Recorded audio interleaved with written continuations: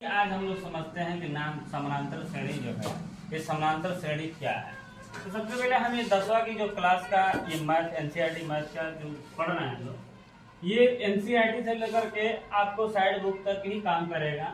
और देखेंगे कि जैसे यहाँ पर समानांतर श्रेणी है, ये चैप्टर जो है चैप्टर 5 का है, चैप्टर 5 का है, जिसको अंग्रेजी में हम लोग अर्थमेटिक प्रोग्रेशन बोल सकते हैं और शॉर्टकट में इसको संक्षिप्त में जो है ना एपी कह सकते हैं। ठीक है, एपी जो होता है, सबसे पहले एपी होता क्या है। देखिए एपी जो होता है, जैसे मान लीजिए कोई 5 लड़का है, कितना लड़का, 5 लड़का। जैसे मान लीजिए कि पहला लड़का यहाँ पर ध्यान दीजिएगा ए है, दूसरा लड़का बी है, तीसरा लड़का सी है और चौथा लड़का डी है और पांचवा लड़का ई है। ठीक है, तो ये लगातार है लोग। अगर हम इसकी किसी भी प्रकार की आंकड़ा को तैयार करके एक श्रेणी के तौर में रख दे, जैसे कि बढ़ते क्रम में, ठीक है ना, तो एपी हो जाता है। क्या हो जाता है? एपी। अब ये बढ़ते क्रम में रख रहे हैं तो सबका डिफरेंट जो होता है वो सेम होना चाहिए। डिफरेंट का मतलब समझ रहे हैं? गैप, मतलब बीच की जो गैप होना चाहिए वो सेम होना चाहिए। जैसे मान लीजिए कि जितना ए और बी की होगा उतना ही बी और सी की गैप होना चाहिए। ठीक है, जैसे एक प्रार्थना के लाइन में अगर मान लीजिए हम 1-1 फीट की दूरी अगर बना ले, चाहे मतलब कि 1-1 फीट का जो है ना दूरी बना करके हम लोग को खड़ा होना है, तो इसकी बीच की जो है ना क्या है, बीच का गैपिंग जो है ना इक्वल है, बराबर है, सीक्वेंस में जो है ना वो लोग खड़ा है, तो एपी ही हो गया। ठीक है, सिर्फ उसी तरह एक जो है ना इस पे आंकड़ा में तैयार किया हूँ, जैसे यहाँ पर समझिएगा, ध्यान दीजिएगा। एपी क्या हो सकता है? एपी देखिए, एपी पहला पद होता है, उसके बाद दूसरा पद होगा, तीसरा पद होगा, चौथा पद होगा, नहीं तो अंतिम पद होगा। ठीक है, इस एपी को समझने के लिए पहले देखिए कि इसमें पहला पद कह सकते हैं। क्या कह सकता है? ये A1 को पहला पद, A2 रहेगा तो उसको क्या कहेंगे? A3 को, A4 को, यहाँ AN को अंतिम पद। अंग्रेजी में इसको फर्स्ट टर्म, इसको सेकेंड टर्म, इसको थर्ड टर्म, इसको फोर्थ टर्म या इसको लास्ट टर्म बोल सकते हैं। क्लियर? इस प्रकार से हम लोग समझ सकते हैं कि कोई एपी देता है, ठीक है ना, तो उसमें का पहला पद कौन हो सकता है। जैसे यहाँ पर ध्यान दीजिएगा, एक एपी है यहाँ पर, तो ध्यान दीजिए ये एपी है, सुनिएगा, ये क्या हो जाएगा? 2 पहला पद। एक 4 क्या हो जाएगा? ये कौन सा पद हो जाएगा? ये कौन सा पद हो जाएगा? अंतिम पद। ठीक है ना, इससे हम लोग ये जो ढांचा है, इससे हम एपी को पहचान सकते हैं। पहचान लिए हो वाला? अब चलिए कॉमन डिफरेंट जो है यहाँ पर ध्यान दीजिएगा। कॉमन डिफरेंट की मैं बात जो कर रहा हूँ, तो कॉमन डिफरेंट देखेंगे, ये डिफरेंट जो होता है इन दोनों के बीच में होता है, इन दोनों के बीच में होता है। ये आप लोग को पता होगा कि जैसे मान लीजिए 4 में से 2 घटाएंगे तो कितना बचेगा? 2 बचेगा। ठीक है, फिर 6 में से अगर 4 घटाएंगे तो कितना बचेगा? 2 ही बचेगा। ठीक है, इसका अर्थ है ये मतलब कि एपी है। एपी का भी ऐसे जांच किया जाता है। ठीक है, अब चलेंगे, इसको हमेशा छोटा डी से सूचित कीजिएगा। कौन सा डी से?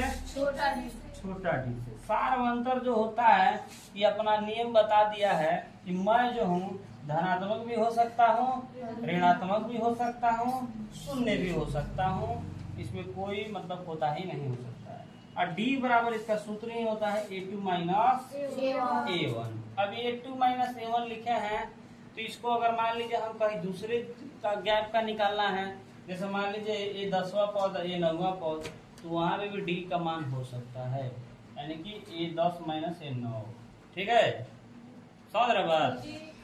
अब फिर उसके बाद अंतिम पद निकालने के लिए सूत्र जो होता है an बराबर a plus n minus 1 into D. अब जो an जो है an को l के बराबर भी मान सकते हैं। ठीक है, जहां में अगर लेना चाहते हैं। ठीक है, क्योंकि l for last term, l for last term, इसलिए an बराबर l हो सकता है। ठीक है, समझ रहे बात को? अब यहाँ पर थोड़ा ध्यान दीजिएगा कि हम उल्टा क्यों बता रहे थे। बताने का अर्थ है कि आपको एपी पता स्टार्ट किए चले आए इधर, ये क्या है शख्स, तो यह समझेंगे सबसे पहले हम छोटा यूनिट नहीं जानेंगे तो बड़ा यूनिट नहीं समझ पाते हैं, ठीक है। तो यहाँ पर ध्यान दीजिएगा कि एपी कितने प्रकार के होता है, एपी कितने प्रकार के होता है। तो इससे आपको महसूस होता होगा कि 2 प्रकार के होता है। कौन कौन?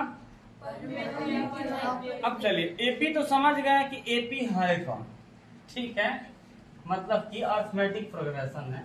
मगर इसमें परिमित एपी और अपरिमित एपी क्या है, बताइए लोग। परिमित और अपरिमित एपी क्या है बताइए, बोलिए।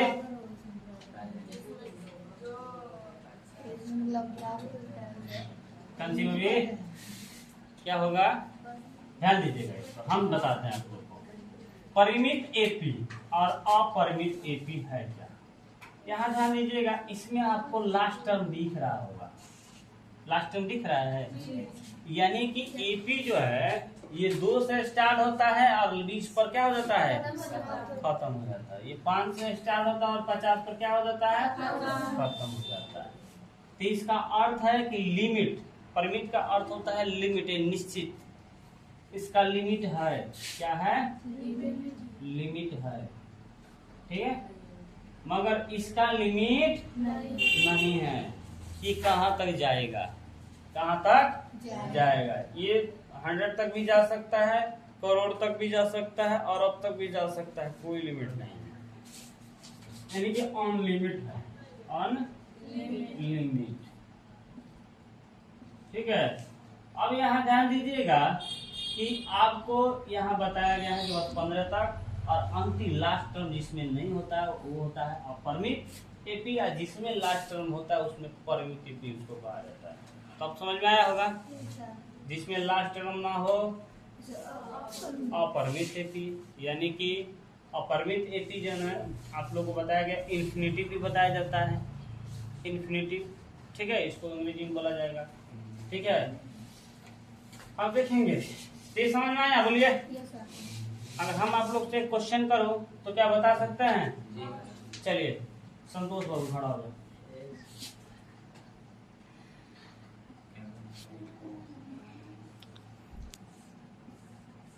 खड़ा होगा,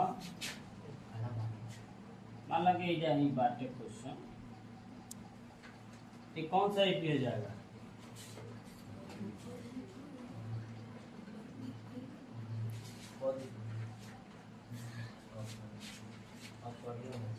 विवेक खड़ा होइए, बताइए।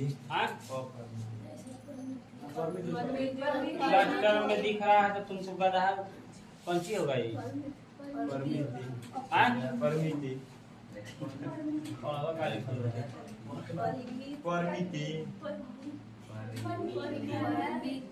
परमित एपी है, कौन सा एपी है, परमित एपी, बट अगर लास्ट में देगा तो परमित एपी, क्लियर। अब चलिए, अब नहीं दिया हाँ नहीं देगा तो परमित, क्लियर। चलो मैंने से खड़ा था, बताओ कि अगर मान लो कि हमने मिटा दिया तो कौन सा एपी हो जाएगा, अपरिमित एपी। बस आप लोग को एडजेक्टिव क्वेश्चन दे देगा, ठीक है, ऐसा नहीं लेंगे। एडजेक्टिव क्वेश्चन में अगर आप लोग को दे दे ऐसे और उसमें ऑप्शन दे देता है